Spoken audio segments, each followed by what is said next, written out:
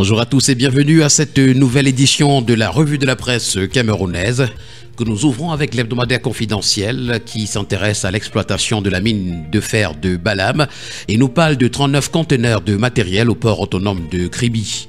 L'arrivée en terre camerounaise des différentes composantes de l'usine est l'élément déclencheur du lancement de la mise en exploitation du gisement de fer de Balam. La première cargaison de l'ensemble de ces équipements se trouve actuellement à quai au port autonome de Kribi. En attendant le débarquement de la deuxième cargaison de 11 conteneurs dans les semaines à venir, les équipements présents feront l'objet d'une réception officielle dans l'enceinte portuaire cette semaine avant leur acheminement sur le site d'exploitation à Balam. C'est une information à retrouver au complet ce matin en parcourant la page 6 de l'hebdomadaire confidentiel. Également à lire dans les colonnes de l'hebdomadaire ce matin, lutte contre les accidents de la circulation sur les ponts sur le Vouri, les autorités de la ville de Douala saisies et puis éboulement, la protection civile aux abonnés absents. Nous poursuivons le périple de ce matin avec le journal Élite qui parle de motion de soutien au président Paul Biya, Clément Atangana, ni signataire ni commanditaire. Pour la République ce matin, il s'agit ni plus ni moins de calomnie et délation. Le complot éventré contre Clément Atangana nous est présenté ce matin à la grande une. Le journal Projection qui revient sur cette cabale contre Clément Atangana parle pour sa part de manœuvres irrecevables. Avec le journal Expression, on emboîte également le pas à ses prédécesseurs, accusation contre le président de la Cour constitutionnelle de pétard mouillé.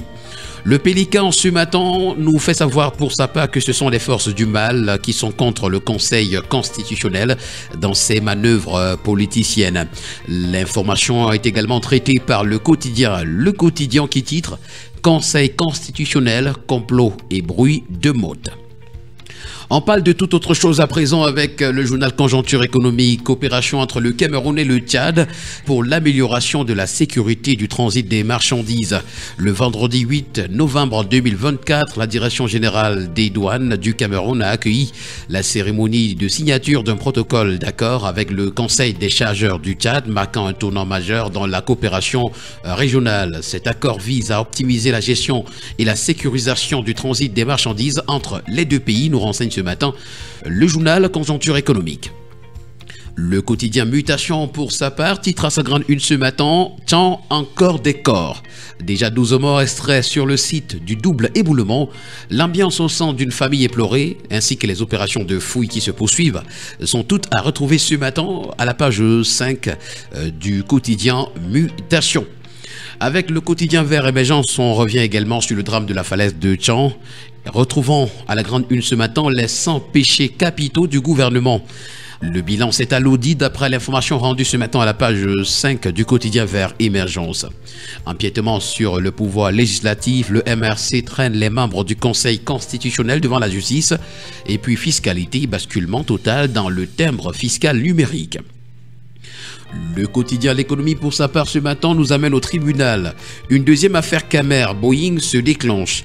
La responsabilité du constructeur aéronautique américain a été établie dans le crash du Boeing 737-200 de la Cameroon Airlines le 3 décembre 1995 à Douala qui avait causé le décès de 71 personnes.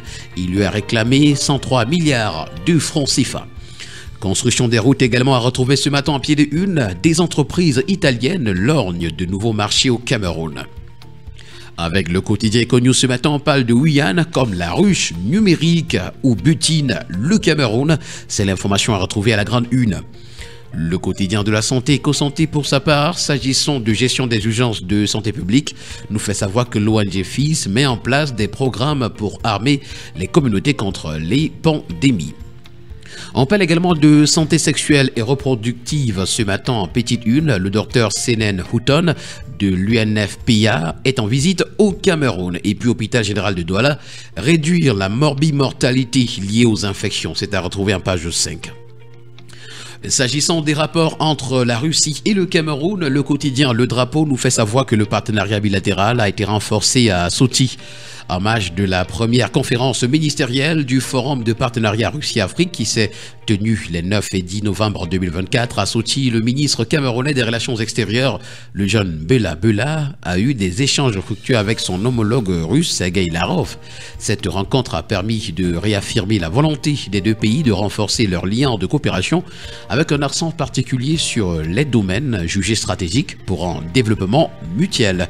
C'est une information ce matin à retrouver en page 3. Et puis en page 11, on parle d'éliminatoires Cannes 2025. Les sélectionnés de Marbrice sont à retrouver.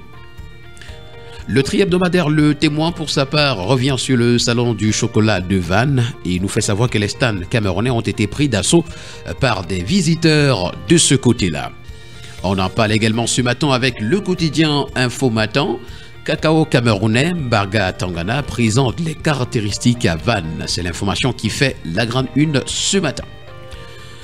Expression politique ce matin, on parle de loi de finances 2025. Le Parlement entre en scène d'après le journal. À la grande une du tri hebdomadaire, le soir ce matin, on parle de crise sociale et politique dans le département du Noun. Le double jeu permanent de Njoya Zakariaou est à retrouver à la grande une. Pour l'hebdomadaire Bounia, on parle également du fer de Balam Nabeba, bientôt le début de la construction de l'usine.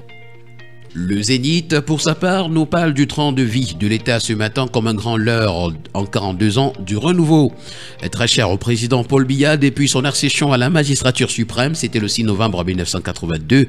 Comme le témoigne d'ailleurs le diptyque rigueur et moralisation, credo de sa gouvernance, cette politique restrictive est jetée aux orties dans la plupart des administrations publiques camerounaises, notamment les départements ministériels dont une vingtaine est passée à l'étamine dans cet article qui nous a présenté ce matin à la page 3 de Le Zénith. À l'Assemblée nationale, d'après l'hebdomadaire d'investigation et d'information générale sans détour, c'est une session électrique qui va commencer dès ce jeudi. Entre le vote du projet de loi de finances de l'État pour l'exercice 2025, que d'aucuns qualifient déjà de poussif dans un contexte socio-économique asphyxiant et les relations très tendues entre les députés et l'administration de la Chambre basse du Parlement. La session parlementaire qui s'ouvre dans ce 14 novembre 2024 s'annonce plus que sulfureuse, nous renseigne ce matin à la page 3 l'hebdomadaire sans détour.